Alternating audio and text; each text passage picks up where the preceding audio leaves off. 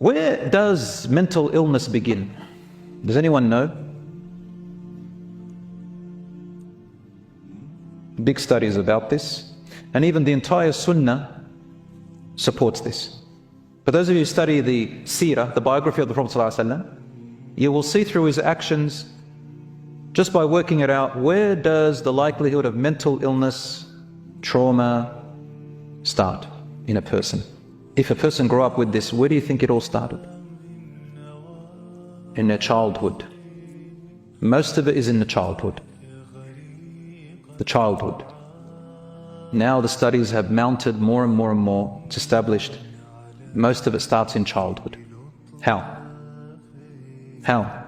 And why? Have you heard of a term called neuroplasticity? Yes? Hands up if you heard of, or it's also called brain plasticity. Yes, some of you, well done, mashallah. Literally, brothers and sisters, the brain that you and I have control over changing it in the way we want. It's not an easy task, but we can. And you can teach your children that they are able to change their brains. Just give them the example of Legos. You can build the Legos, dismantle the Legos, rebuild them in a different way, change parts of it here, like Legos, like blocks of Legos. Our brain is. Right inside there are little tiny channels. Alright? Neurons connect to other neurons. Allahu Alam, 30 billion, 300 billion, I don't know, many billions of neurons. They connect and they make highways and roads. And they grow. Like these little roots, they grow. And they make new bridges and connections. When you develop habits, these channels grow.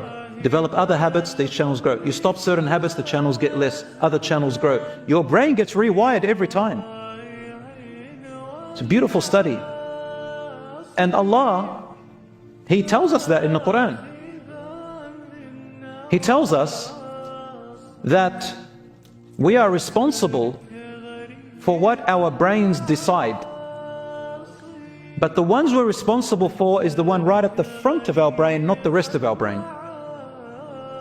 Does anyone know at what age the child's brain is almost fully complete, close to adulthood? At what age do you think it's almost fully complete?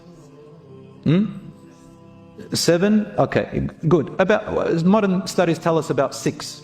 Could be 7, around that age. It's true.